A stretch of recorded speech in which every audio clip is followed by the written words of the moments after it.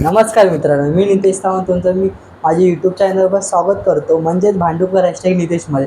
तर आपले आता तुम्ही बघितले असेल भाग 1, भाग 2 आणि भाग 3 आणि भाग 4, 6 असे भाग आमचे झालेले आहेत.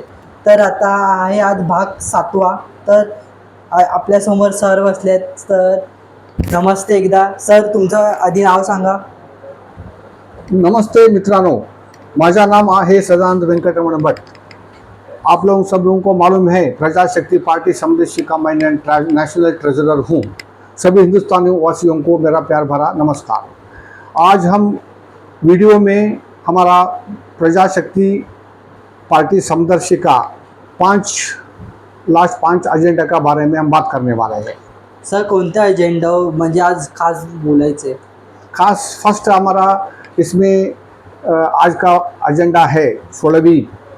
भारत देश में कोई भी भ्रष्टाचार करेगा उसको सख्त कानून के हिसाब से कार्रवाई किया जाएगा। कार्रवाई ऐसा है, मृत्यु दंड दिया जाएगा। हमारा मैनिफेस्टो में है 1 करोड़ से ज़्यादा कोई करप्शन किया हुआ सिद्ध हो जाएगा, वो गवर्नमेंट एम्प्लॉय हो, IAS ऑफिसर्स हो, मिनिस्टर हो और पॉलिटिशियन हो, जो भी गवर्नमेंट फंड को मिसयूज करते हैं उसके ऊपर केस डालने के बाद वो सिद्ध हो जाता है 1 करोड़ से ज़्यादा उसने करप्शन किया है, पैसा खाया है, उसको सीधा मृत्यु दंड दिया जाएगा। क्योंकि अभी एक ही रास्ता बचा है भारत देश को समृद्ध और शक्तिशाली राष्ट्र बनाने में। एक ही अटकल है भ्रष्टाचार। आप रोड का काम करते हो, गवर्नमेंट का कॉन्ट्रैक्ट करते हो, सब पैसा खाते हैं पॉलिटिशियन लोग, MP, MLA, ministers, governments, opposition leaders, corporator. उसमें आधा पैसा करप्शन में जाता है, बाकी आधा पैसा में काम होता है, क्वालिटी काम नहीं होता है। रोड में खड्डा हो जाता है, बिल्डिंग में लीकेज शुरू हो जाता है, टॉयलेट बनाते तो टॉयलेट बराबर फंक्शनिंग नहीं होता है। उससे ज़्यादा समझो हम प्राइवेट में एक टॉयलेट कंस्ट्रक्शन करते 1 लाख में हम कर सकते हैं, तो गवर्नमेंट का काम, स्टेट गवर्नमेंट हो, कॉरपोरेशन का हो, पंचायत का हो, नगर पालिका का हो, सेंट्रल गवर्नमेंट को, इनको 2 करोड़ 3 करोड़ तक जाता है। क्यों? 1 लाख में काम कर सकते हैं तो 3 लाख क्यों देना चाहिए? कारण यह है ये ऊपर का पैसा सब करप्शन में जाता है। इतना करप्शन करने के बाद कॉन्ट्रैक्टर तो क्वालिटी काम तो नहीं करेगा। ये सबसे बड़ा बीमारी भारत देश डेवलप नहीं होने के लिए भ्रष्टाचारी कारण है। एजुकेशन में भ्रष्टाचार है, अपॉइंटमेंट करने में घूस लेके अपॉइंटमेंट करते हैं, रिजर्वेशन सीट्स में भी, SC ST OBC में भी एक गवर्नमेंट नौकरी देने के लिए लाखों में पैसा लेते हैं। ऐसा लाखों में पैसा लेने के बाद वो आदमी को अपॉइंट करेगा, वो कैसा काम करेगा? तुम तो पैसा जो देता है उसको करेगा ना, मेरिट तो देखेगा नहीं। क्योंकि रिजर्वेशन होने के बावजूद भी हर कैटेगरी में मेरिट लोग है। अभी समझो OBC में 10 लोग हैं, उसमें मेरिटोरियस कौन है उसको देना चाहिए, लेकिन पैसा जो ज़्यादा देता है उसको तुम नौकरी देगा। हर एरिया में भारत देश में स्प्रेड हो गया है कैंसर जैसा भ्रष्टाचार। इसको ख़त्म करना बहुत ज़रूरी है। और इलेक्शन के लिए भी खर्चा करने के लिए ब्लैक मनी शुरू हो जाता है, और इलेक्शन कमीशन का जो लिमिट है उसका बहुत ज़्यादा पैसा खर्चा होता है। तो खर्चा किया तो उसको वापस वसूलना है। कैसे वसूलना है? गवर्नमेंट कॉन्ट्रैक्ट में, डिपार्टमेंट में, एलोकेशन में पैसा खाओ, तो लोगों को क्या सुविधा दे सकते हैं? ये सब खत्म करना बहुत ज़रूरी है। इसके लिए हम मृत्युदंड देंगे, एक 10-20 लोगों को लटकाएंगे तो लोग डर के ना एक करप्शन करने का बंद करेंगे। उसके लिए कंड्यूसिव एटमॉस्फेयर भी हम बनाएंगे, मेरिट को ज़्यादा ध्यान देंगे। हम रिजर्वेशन तो सब हिंदू को देने वाला है, लेकिन रिजर्वेशन देने के बावजूद भी मेरिट को भी कंसिडर करना चाहिए ना। तुम एक डॉक्टर है, नहीं तो एक इंजीनियर है, कौन सा भी डिपार्टमेंट में तुम एम्प्लॉय काम करना है, तो एफिशिएंटली काम करने से लोगों का, देश का भलाई होगा। ये सब देखने के लिए, ये सब करने के लिए भ्रष्टाचार को इसका रूट से निकाल के फेंकना बहुत ज़रूरी है। और हमारा 7वीं एजेंडा है, इसमें 17वीं एजेंडा है। अभी सेंट्रल गवर्नमेंट में, स्टेट गवर्नमेंट में, सब जगह में माइनॉरिटी डिपार्टमेंट करके खोल दिए हैं। पहले नहीं था, भारत को स्वतंत्र आने के बाद में थोड़ी तरीके से शुरू हो गया। अभी तो अल्पसंख्यक आयोग, अल्पसंख्यक डिपार्टमेंट, अल्पसंख्यक उनका बजट एलोकेशन इतना बड़ा हो गया। सब गवर्नमेंट का खर्चे में सबसे ज़्यादा खर्चा अल्पसंख्यक वर्गों के लिए है, बजट है, उसमें भी करप्शन होता है। तो अल्पसंख्यक का इतना सारे बजट करने का क्या जरूरत है? भारत तो डिवाइड हुआ था 1947 में, हिंदुओं के लिए भारत और मुस्लिम्स के लिए पाकिस्तान। इतना होने के बाद अल्पसंख्यक को भी मेन स्ट्रीम में लेकर आके हिंदुस्तानियों के लिए है। इसमें बाबा साहेब अम्बेडकर जी ने जो लिखा है कॉन्स्टिट्यूशन में, इक्वालिटी है, सब में इक्वालिटी दे दो। क्या जरूरत है अल्पसंख्यक आयोग, अल्पसंख्यक डिपार्टमेंट? हम इसको निकाल देंगे, बंद कर देंगे। हम उसके बदले हिंदू डिपार्टमेंट करके खोलेंगे, उसके अंदर ही एक घर वापसी डिपार्टमेंट करके खोलेंगे। ये सब जो अल्पसंख्यक जो बोलते हैं वो सब मेन स्ट्रीम में आना जरूरी है। उनका घर वापसी होके हिंदू धर्म में आएंगे तो सामरस्य रहेगा, कम्युनल अनरेस्ट, कम्युनल लड़ाई कम होगा, खत्म ही हो जाएगा। तो ये हमारा 17वीं एजेंडा है। हमारा 18वीं एजेंडा है, हम सब हिंदू के लिए हम रिजर्वेशन देने वाले हैं। एक इंपॉर्टेंट अनाउंसमेंट है हमारा एजेंडा में। अभी क्या है, कांग्रेस गवर्नमेंट हो, बीजेपी गवर्नमेंट हो, हिंदुओं को जाति में बांट दिया है। तो बोलेगा तुम ओबीसी है, तुम SC ST है, ये तुम फॉरवर्ड कास्ट है, तुमको रिजर्वेशन नहीं मिलेगा, तुमको ओबीसी में इतना ही मिलेगा, इससे ज्यादा नहीं मिलेगा। क्यों? मुगल लोगों ने हमको पहले रूल किया, बाद में ब्रिटिशर ने किया। सब हिंदू दबा हुआ लोग हैं। हम second class, third class citizen के मुगल रूल में, ब्रिटिश रूल में, अब अभी भी कांग्रेस बीजेपी रूल में है। इसलिए रिजर्वेशन हर हिंदू को मिलना चाहिए, हर जाति का लोगों को मिलना चाहिए। इसमें हम क्या करते हैं, पहले ही हमने एजेंडा में भूल चुके हैं। ओबीसी और SC ST रिजर्वेशन तो है ही, बाकी अल्पसंख्यक करके मुस्लिम को, क्रिश्चियन को जो रिजर्वेशन दिया है OBC SC ST में, हम उसको बंद कर देंगे। क्योंकि मुस्लिम क्रिश्चियंस में जाति है ही नहीं, उनको कोई रिजर्वेशन है, वो तो इंडिया को रूल किया है। तो वो पूरा रिजर्वेशन निकाल के जो किसको रिजर्वेशन मिला नहीं है, the so called upper caste करके बोलते हैं, उनको हम दे देंगे, ताकि पूरा सब हिंदू रिजर्वेशन में आ जाएंगे। सब लोग अच्छा पढ़ाई करने दो, सस्ते में पढ़ाई करने दो, इनको प्रायोरिटी मिलने दो। अभी बोलते हैं बहुत सारे एजुकेटेड मेरिटोरियस लोग भारत छोड़ के वेस्टर्न कंट्री में क्यों जाते हैं? रिजर्वेशन की वजह से उनको प्रॉपर एजुकेशन का, उनको सीट नहीं मिलता, उनको प्रॉपर जॉब नहीं मिलता। ये रिजर्वेशन पूरा हर हिंदू को मिलने से सब लोग सेक्रेट हो जाएंगे, सब लोगों को नौकरी मिलेगा, सब लोगों को सुविधा मिलेगा, ब्रेड ड्रेन में कम हो जाएगा। ये हमारा इंपॉर्टेंट अनाउंसमेंट है एजेंडा का। इसके बाद हमारा नेक्स्ट एजेंडा होगा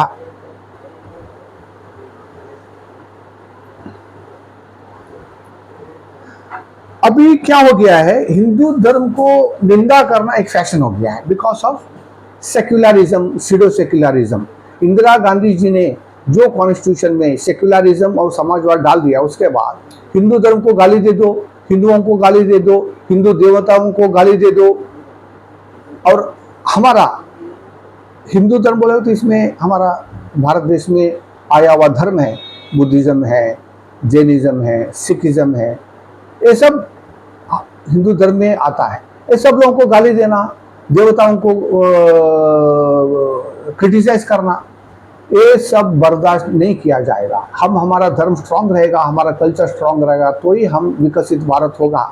हम भारत के बाहर भी बाकी कंट्री के सामने हम सिर उठा के हम जा सकते हैं, देख सकते हैं, बात कर सकते हैं।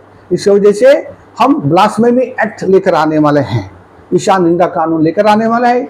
जो भी हिंदू धर्म का देवता, हिंदू धर्म का कस्टम, हिंदू संत लोगों का अपमान करेगा, इंसल्टिंग करेगा, गाली देगा, उनको ईशान निंदा कानून के अंदर अरेस्ट करके विदाउट बेल उनको जेल में रखा जाएगा। ऐसा हम ब्लास्फेमी एक्ट को लेकर आने वाले हैं, ताकि हिंदू धर्म प्रोटेक्ट होना चाहिए, हमारा कल्चर प्रोटेक्ट होना चाहिए। हमारा जो है रामायण महाभारत, राम और कृष्ण हमारा भगवान है, हमारा हिंदू कोड बिल भी उनका प्रिंसिपल से हिसाब से करेगा, वो सब प्रोटेक्ट होना बहुत ज़रूरी है। इसके बाद हमारा 20वीं हमारा एजेंडा रहेगा, हिंदू विवाह में क्या कर दिया है, पहले से था, अभी मोदी जी ने हिंदू लड़कियों का शादी करने का एज 18 से 21 कर दिया है। लेकिन मुस्लिम लड़कियों का शादी करने का उम्र उन्होंने बढ़ाया नहीं है। मुस्लिम पर्सन के हिसाब से उनको पुबर्टी होने के बाद 13वीं 14वीं बरस में अभी भी शादी करते हैं, वो लीगल है। अब एक हिंदू लड़की इवन 20 में भी शादी करेगा पुलिस बोलेगा ये कानून के बाहर है, इलीगल है, तुमको अरेस्ट करेगा। अरे क्यों भाई, समानता किधर है? डॉक्टर बाबा साहेब अम्बेडकर जी का नाम बीजेपी कांग्रेस हर दिन लेता है, इक्वालिटी किधर है? एक मुस्लिम लड़की है तो तुम 14वें बरस में शादी करेगा, हिंदू लड़की है तो 21 होना चाहिए। ये जो तारतम्य है हिंदुओं को second class third class citizen के, ये षड्यंत्र भी है बीजेपी कांग्रेस का। हिंदू जनसंख्या कम होने दो और इसलिए इनका बाकी अल्पसंख्यक का दबदबा बढ़ने दो, ये षड्यंत्र को हम बर्दाश्त नहीं करेंगे। हम हिंदू लड़कियों का भी शादी पहले से हो रहा था, उसमें क्या कमी था? शादी करना चाहता है, 15-16 हो गया, एसएससी हो गया और आगे पढ़ना नहीं चाहती है लड़की, वो शादी करना चाहती, करने दो ना। नहीं तो तुम 21 बोलेगा, वो इधर जाएगा इधर जाएगा। अभी हमारा संत लोग हिंदू धर्म का प्रोटेक्शन करने के लिए काम उन्होंने अपने हाथ में लिया है। वो बोलते हैं ना, live in relationship, boyfriend girlfriend, उसके अलावा ये सब लव जिहाद क्यों होता है? क्योंकि कुछ लड़कियां वो पढ़ने में होशियार नहीं है, वो लोग नौकरी में नहीं जाएंगे, नौकरी में जाएंगे फिर ये सब बॉयफ्रेंड गर्लफ्रेंड का चक्कर होगा। कोई शादी करना चाहता है उनका घर में, या लड़की शादी करना चाहता है 16, 17, 18 में, करने दो। इसलिए हम जो एज लिमिट हिंदुओं को भी हम ख़त्म कर देंगे। हम भी ऐसा ही कम एज जो है साइंटिस्ट और जो कॉन्स्टिट्यूशन एक्सपर्ट बोलेंगे उस हिसाब से 15-16 बरस रखेंगे और सबको एक ही जो एक उम्र फिक्स होगा, वो मुस्लिम के लिए अलग, क्रिश्चियंस के लिए अलग, हिंदू के लिए अलग नहीं होगा। इसके अलावा अभी जो हिंदू कोड बिल के हिसाब से हिंदू आदमी के ऊपर इतना प्रेशर है, कोई भी गलती होता है वो हिंदू आदमी का ही गलती है समझो। कोर्ट में पुलिस भी बोलेगा, वो झूठा भी इल्जाम लगाएगा, लड़का को अरेस्ट करो, उसका पेरेंट्स को अरेस्ट करो। और लड़की का गलती है तो भी डाइवोर्स होता है, लड़की को एलिमनी दे दो, लाखों रुपया मंथली मेंटेनेंस दे दो। बच्चों का कस्टडी तो सिर्फ लड़की को देना है, लड़का को नहीं देना है। क्यों भाई? वेस्टर्न कंट्रीज में देखा जाता है किसका गलती है, उस हिसाब से सेंटेंस दिया जाए। लड़की का गलती है तो लड़की के ऊपर सेंटेंस होता है। ऐसा बच्चों का कस्टडी सिर्फ लड़की को देना है, लड़का को भी मिलता है वेस्टर्न कंट्री में, इंडिया में क्यों नहीं? ऐसा कानून हिंदू मैन के खिलाफ के ये भी एक षड्यंत्र है बीजेपी कांग्रेस का। हिंदू आदमी को डराओ, इनको बांध के रखो ताकि शादी नहीं करेगा तो हिंदू जनसंख्या कम होने दो, इनका बच्चा कम होने दो। इसको हम बर्दाश्त नहीं करेंगे। हम कानूनों को चेंज करके हिंदू मेंस को भी इक्वल राइट्स, हम ऑलरेडी हमारा एजेंडा में बोल चुका है, हम जनरल न्यूट्रल लॉ लेकर आएंगे। प्लस ये सब पुलिस कंप्लेंट जाना, फैमिली कोर्ट में जाना, उसके पहले एक स्टैट्यूटरी अथॉरिटी दिया जाएगा, हिंदू एल्डर्स का रिकंसिलिएशन कमिटी होगा। पहले जो भी कंप्लेंट है, लड़का हो लड़की हो, हिंदू रिकंसिलिएशन बोर्ड में जाएंगे, कोई एडवोकेट की जरूरत नहीं है, वो हर एरिया में एस्टैब्लिश किया जाएगा। उधर जाओ, उनके सामने बताओ, वो लोग बुलाएंगे, छोटे मोटे प्रॉब्लम उधर सॉल्व करेंगे, न खर्चा न टाइम वेस्ट, और कोई पुलिस नहीं है, कोई अरेस्ट नहीं है। छोटा मोटा प्रॉब्लम या बड़ा भी हो, हिंदू रिकंसिलिएशन कमेटी इसको सॉल्व करेगा।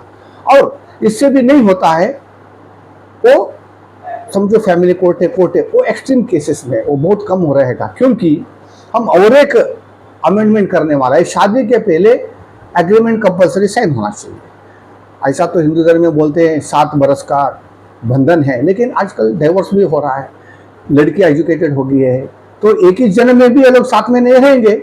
तो झगड़ा करके, मारामारी करके, पुलिस कंप्लेंट करके जेल में जाके क्यों करना है? शादी के पहले एग्रीमेंट बनाओ। शादी कैसा होता है? शादी समझो टूट जाता है, डाइवोर्स होता है, तो लड़का को क्या मिलेगा, लड़की को क्या मिलेगा? एग्रीमेंट होगा, वो शादी के टाइम में रजिस्ट्रेशन ऑफिस में देना पड़ेगा, रजिस्ट्रेशन कंपलसरी होगा। इससे जो फाइनली हिंदू रिकंसिलिएशन कमेटी से भी नहीं होता, एक्सट्रीम केसेस से कभी कभी लड़की का गलती है, लड़की ने हस्बैंड को छोड़ के अपना माँ के घर में रहने को शुरू कर दिया, इधर अपना हस्बैंड का घर में जाते ही नहीं। हस्बैंड है वो भी ऐसा कर दिया, उसको कोई और दूसरा कारण की वजह से उसको औरत को छोड़ दिया। अभी कुछ होगा नहीं, रिकंसिलिएशन कमेटी में ट्राई कर दिया, वो टाइम में क्या होगा? जो एग्रीमेंट है उसके हिसाब से अवार्ड दिया जाएगा। उसमें भी रिकंसिलिएशन कमेटी भी अवार्ड दे सकता है, कोर्ट में जाने का जरूरत नहीं है, उस हिसाब से होगा। सिंपल, कोई नो झगड़ा, नो मारामारी, नो पुलिस कंप्लेंट, आराम से रहो। लड़का भी बाद में दूसरा शादी कर सकता है, लड़की भी दूसरा शादी कर सकता है। ऐसा करके हम सिंपल करेंगे, कोई हिंदू आदमी को डरने का जरूरत नहीं है। हम आश्वासन देते हैं, प्रजाशक्ति पार्टी समदर्शी से, तुम भी शादी करो, आराम से रहो, बच्चों को पालो, कुछ लड़की की वजह से वो तकलीफ होता है, तुमको कोई प्रॉब्लम नहीं होगा। बच्चों का भी कस्टडी, तुम्हारा फाइनेंशियल कैपेसिटी है, तुमको ही मिलेगा। वो लड़की को फाइनेंशियल कैपेसिटी नहीं, समझो लड़की का गलती है, बच्चों के साथ वो प्यार नहीं करती है, तो फिर वो बोलेगा बच्चों को मैं पालता हूँ, तो मुझे मेंटेनेंस दे दो, ये दे दो। तुम क्या है, दूसरा आदमी के साथ तुम्हारा रिलेशन है, तुम्हारा बच्चों के ऊपर, तुम्हारा हस्बैंड के बच्चों के ऊपर प्यार नहीं, तो तुम्हारा क्यों तो रहना चाहिए। बच्चे आदमी के साथ रहेंगे, आदमी देख लेगा। तो ताकि, और एलिमनी देना, ये सब एग्रीमेंट के हिसाब से होगा। एक्स्ट्रा कोर्ट नहीं बोलेगा तुम 50 लाख दे दो, 60 लाख दे दो, एक घर दे दो, प्रॉपर्टी दे दो। नो, लड़की का जो प्रॉपर्टी है उसको रहेगा, लड़का का प्रॉपर्टी उसको रहेगा। आराम से रहो, कोई डरने की जरूरत नहीं है। हिंदू जनसंख्या कम नहीं होना चाहिए, हिंदू जनसंख्या बढ़ना चाहिए। हमारा पूरा वर्ल्ड में, सिर्फ भारत देश में नहीं है, क्योंकि हिंदू धर्म ऐसा श्रेष्ठ धर्म है, 20-30 हजार से पहले से शुरू हुआ है, और सब लोगों को हम प्यार से देखते हैं। कोई के साथ हम मारामारी करना, कोई काफिर करके बाकी धर्म को मारना वगैरह नहीं करते हैं। इसलिए हिंदू धर्म भारत देश में, पूरा दुनिया में फैलना चाहिए। हिंदुस्तान, हिंदू धर्म और हिंदू कल्चर, इसके लिए तो राम राज स्थापना करने के लिए प्रजाशक्ति पार्टी समदेशी का स्थापना हुआ है। हम इसको करके दिखाएंगे। इतना हमारा एजेंडा है, और इसके बारे में आप सोचिए, अपना कमेंट्स लिखिए। नमस्कार, वंदे मातरम। नमस्कार. तर आता सर बोलले, तर तुम्हाला ते समजलं असेल, तर आज पूर्ण सरच संपवणार आहेत. मी आज काय बोलणार नाही. सर एवढे छान बोलतात, तर आज सरच संपवतील. सर तुम्हीच आज संपवा. अभी क्या है, भारत देश का, भारतवासियों को डरने का जरूरत नहीं है। अभी तो बहुत सारे ये दो पार्टी के वजह से, कांग्रेस और उसका मित्र पक्ष, बीजेपी का और मित्र पक्ष के वजह से, देश का ये लोग बात करते भलाई करेंगे, लेकिन पॉलिटिक्स करते हैं, तनाव है। मिडिल क्लास भी नाराज़ है, गरीब क्लास तो नाराज़ है ही है, और हाई टैक्सेस की वजह से इवन रिच लोग भी, इंफ्रास्ट्रक्चर बरोबर नहीं है, दूसरा कंट्री में माइग्रेट कर रहे हैं, क्योंकि सुविधा नहीं है पैसा देने के बाद भी। ये सब नहीं होना चाहिए। प्रजाशक्ति पार्टी समदर्शी ये सब ठीक करेगा, इंफ्रास्ट्रक्चर को इम्प्रूव करेगा, करप्शन को हटाल देगा, पूरा बंद कर देगा। क्योंकि कैपिटल पनिशमेंट हम देंगे, कोई भी सिद्ध हो जाएगा, उसका डर से है ना करप्शन करना बंद हो जाएगा, और सबको अच्छा एजुकेशन मिलेगा। वो गरीब हो और रिच हो, सब एक ही स्कूल में जाएंगे, वो स्कूल अच्छा इंटरनेशनल स्टैंडर्ड का होगा। तो इसका आश्वासन हम देते हैं। प्रजाशक्ति पार्टी समदर्शी पूरा भारत देश में फैलेगा, हर ग्राम में, हर टाउन में, हर सिटी में इसका ब्रांचेस बनेगा, ऐसा हमारा विश्वास है. जय महाराष्ट्र. जय तुम्हाला काय महाराष्ट्र. प्रश्न असतील तर तुम्ही कमेंट्समध्ये टाका. जय हिंद, जय महाराष्ट्र.